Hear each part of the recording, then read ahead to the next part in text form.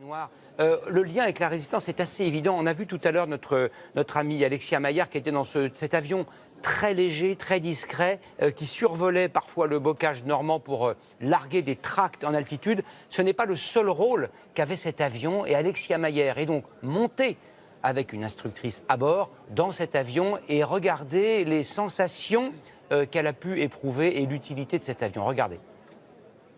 Nous avons pris place à bord d'un Hellbird, un avion de liaison et d'observation de la Seconde Guerre mondiale.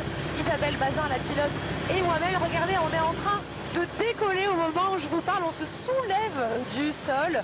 Cet avion se décolle extrêmement rapidement, en moins d'une minute. Son surnom de cet avion, c'était Grasshopper, littéralement sauterelle, parce qu'il est extrêmement léger, 356 kilos. Et justement, son poids, 356 kilos, et sa taille, 10 mètres, étaient des atouts majeurs au moment de la Seconde Guerre mondiale. Ces avions, ils ont notamment permis d'inventer l'évacuation sanitaire. Isabelle. Exactement, ces petits avions avaient l'avantage de pouvoir se poser sur des pistes très sommaires, voire dans des champs ou sur des chemins, et donc ils pouvaient venir en aide à des soldats qui pouvaient être isolés derrière les lignes ennemies, leur larguer des munitions, etc., voire les évacuer. C'est ainsi que c'est grâce à eux qu'a été inventée l'évacuation sanitaire.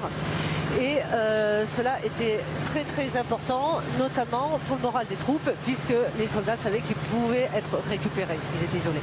Alors vous l'avez compris, hein, ces avions étaient en première ligne et regardez, ils volaient en patrouille. On voit près de moi ici un autre avion, et ce qui est incroyable, eh bien, c'est que je distingue très très clairement le visage du pilote. On pourrait même se faire des signes. D'ailleurs, les pilotes communiquaient ainsi, hein, en se faisant des signes. Ces avions, ils ont sauvé des vies, vous l'avez dit Isabelle, ils ont aussi déposé des munitions et des rations sans se poser, un peu comme les hélicoptères d'aujourd'hui. Et puis ces avions, ils ont aussi permis d'observer et de renseigner les alliés. Par exemple, imaginez aujourd'hui, là, nous survolons une ancienne base allemande.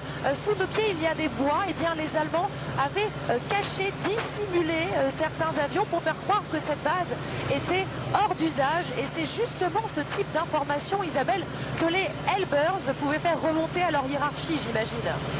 Exactement. Dans ces avions se trouvaient habituellement deux personnes, comme nous maintenant.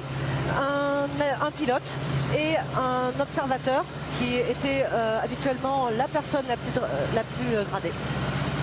Alors justement, je suis à la place de l'observateur. Dans certains avions, l'observateur était assis à l'avant et je vous avoue que c'est assez incroyable parce que j'ai une vue imprenable sur tout ce qui se passe devant moi. C'est peut-être la raison pour laquelle certains hauts gradés ont apprécié voler dans des Hellbirds. Le général Patton utilisait ce type d'avion pour aller encourager et, dit-on, parfois remonter les bretelles de certains jeunes soldats. Voilà, alors ces avions, ces Hellbirds, ils vont participer, participent aux commémorations du 75e anniversaire du débarquement. Ils vont vous faire rêver, vous faire vibrer même, puisqu'ils vont survoler demain, 7 juin, les plages du débarquement.